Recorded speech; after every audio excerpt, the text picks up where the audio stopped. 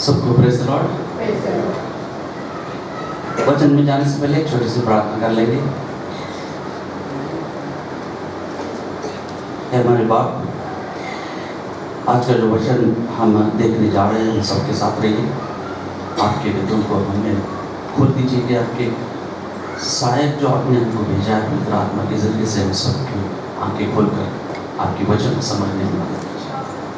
स्मृति को उद्धार करता प्रभु यीशु मसीह के नाम से मांगते हैं, आमीन। आज के जो वचन हमने देखा है ये बहुत ही कॉमन है, हम सबको बाय हार्ट है। प्रभु की प्रार्थना के नाम से हम इसको सब जानते हैं और उसके आगे भी जो वचन लिखे हैं ये संडे स्कूल के बच्चे लोग बाय हार्ट करते हैं। मांगो तो तुम्हें दिया जाएगा, ढूंढो तो तुम पाओगे, खटखटाओ तो तुम्हारे लिए खोला जाएगा। अब तक हमने देखा है और ये प्रचलित भी है कि प्रार्थना कैसे करना चाहिए। मत्ती 6:5 के अनुसार यीशु मसीह खुद कहे कि तुम हिपोक्रेट्स की तरह बाजार में होकर के प्रार्थना मत करो, बड़े बड़े शब्द बोल करके प्रार्थना मत करो, सुनी दी जाएगी। तुम पोशीदगी में जाकर के, बंद कमरे में जाकर के प्रार्थना करो।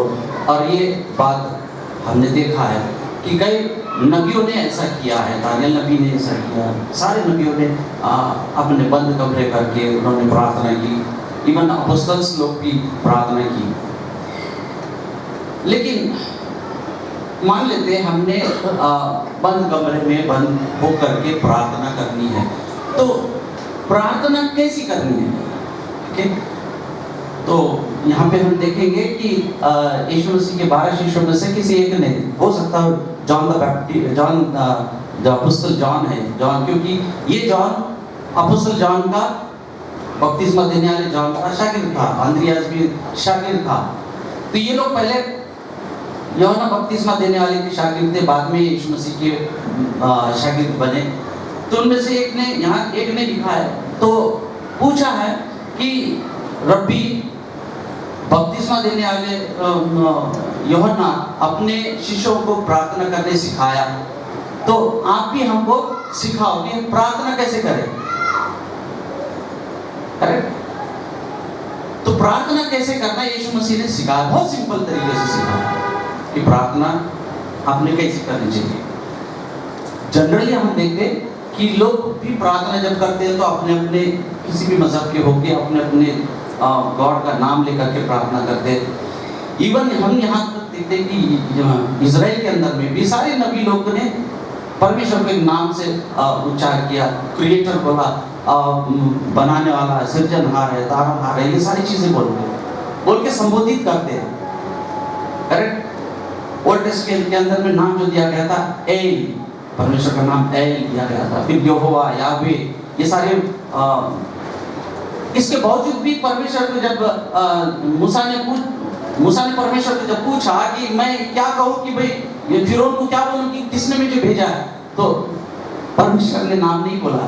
परमेश्वर बोला कि मैं हूँ। तो अब हमने कैसे प्रार्थना करनी है, यीशु मसीह ने हमको सिखाया कि नाम लेकर के नहीं, बड़े बड़े अल्फाज लेकर के नहीं, चौराहे में जाके प्रार्थना नहीं करना है। तो तुम जब भी प्रार्थना करो तो क्या कहो? ऐ बाप। क्या कहो? ऐ बाप। बहुत सिंपल तरीके से समझा दिया पर यीशु मसीह ने अपने चेलों को कि तुम जब भी प्रार्थना करो तो क्या कहो? ऐ बाप। तो हमारा रिलेशन परमेश्वर के साथ क्या है? बाप बेटे का रिश्ता है। जब भी हम संबोधित करेंगे हम बाप करके कहेंगे। और ये प्रिविलेज, ये जो अधिकार है, ये जो क्या कहेंगे प्रिविलेज को, ये जो संधि मौका जो है हमको प्राप्त है, जो नबियों को भी नहीं प्राप्त हुआ। और किस लिए? यीशु मसीह के जरिए से। जिसने भी यीशु मसीह को उद्धारकर्ता ग्रहण किया, जिसने भी यीशु मसीह के रक्त से सींचा गया, वो सारों को ये अधिकार यीशु मसीह ने अपने शिष्यों को बताया कि जब तुम प्रार्थना करो तो ऐ बाप कहो, पिताजी संबोधित करो। तुम्हारा रिश्ता गॉड के साथ बाप बेटे का है। ये पहले यूहन्ना की पत्री इसका 3 अध्याय 1-2 कोई पढ़े।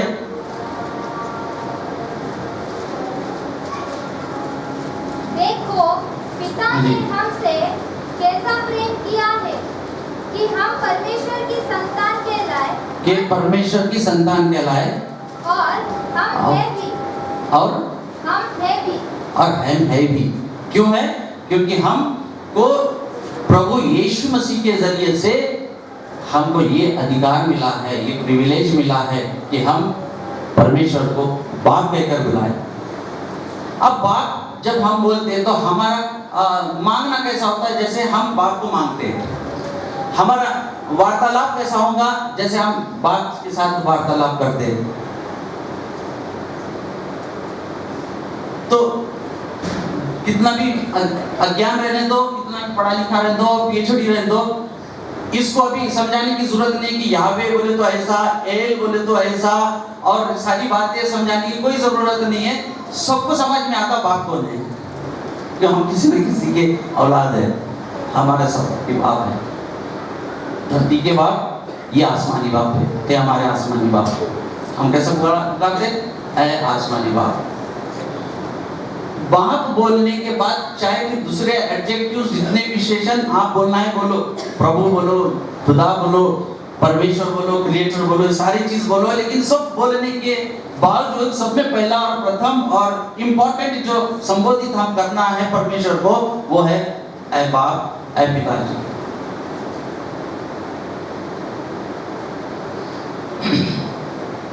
अब आगे नीचे लिखा है 13वां वचन पढ़े कोई, ये 11 अध्याय का 13वां वचन। अतः जब तुम बुरे होकर अपने बच्चों को अच्छी वस्तुएं देना जानते हो, तो स्वर्गीय पिता अपने मांगने वालों को पवित्र आत्मा क्यों न देगा। इस सेंटेंस को जरा ध्यान से पढ़िएगा, ध्यान से सुनिएगा, फिर से एक बार पढ़िए प्लीज।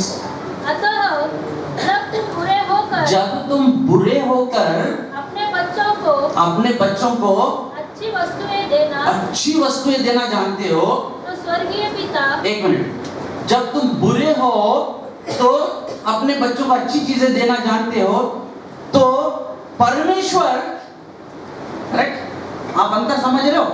जब तुम बुरे हो तो अपने बच्चों को अच्छी चीजें देना जानते हो, परमेश्वर जो अति महान है, जो सर्वश्रेष्ठ है, अपने बच्चों को क्यों कर क्या बोल दिया है?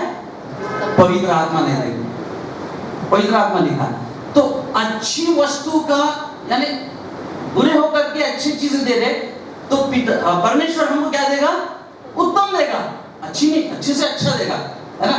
और अच्छे से अच्छा क्या है? डायरेक्टली यीशु मसीह ने कहा वो पवित्र आत्मा है। अगर हम ट्रांसलेट करेंगे तो अति उत्तम जो परमेश्वर देना है हमको, वो क्या है? पवित्र आत्मा है।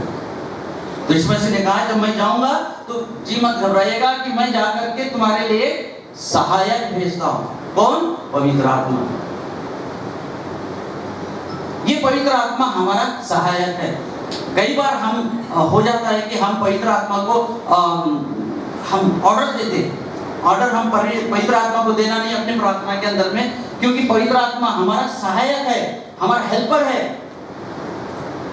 हमको ऑर्डर दे, हमको पिताजी से बात करना है, पवित्र आत्मा का सहायता लेना है, और यीशु मसीह के नाम से मांगना है। ये प्रक्रिया है सही प्रार्थना की। तो कई बार ऐसा हो जाता है कि हम पवित्र आत्मा को हुक्म देते कि ये इसको चंगाई दे, उसको चंगाई दे। पवित्र आत्मा का काम चंगाई देना नहीं है, प्लीज। पवित्र आत्मा का काम है आपको सहायता करना, आपको गॉड के साथ कनेक्ट करना। इसलिए यीशु मसीह ने कहा कि मैं सहायक भेजूंगा। और ये जो पवित्र आत्मा है, इफिशियंस 6:18 और जॉन 14:17 के अंदर में, ये पवित्र आत्मा हमको लीड करता है। ये पवित्र आत्मा हमको सच्चाई की तरफ ले जाता है, जो हमको परमेश्वर का ज्ञान कराता है। रोमियो इसका 8वां अध्याय 14वां वचन पढ़ो, 14, 15, 16। इसलिए कि जितने लोग परमेश्वर के आत्मा के चलाए चलते हैं वे ही परमेश्वर के पुत्र हैं, क्योंकि तुमको दासत्व यहाँ फिर से लिखा है वे ही परमेश्वर के पुत्र है। हाँ जी, क्योंकि तुमको दासत्व की आत्मा नहीं मिली कि फिर भयभीत हो, परंतु लेपालकपन की आत्मा मिली है, जिससे हम हे अब्बा हे पिता कहकर हाँ। पुकारते हैं। क्योंकि हमको कौन सी आत्मा मिली है? जो आत्मा हमको क्या सिखाती है?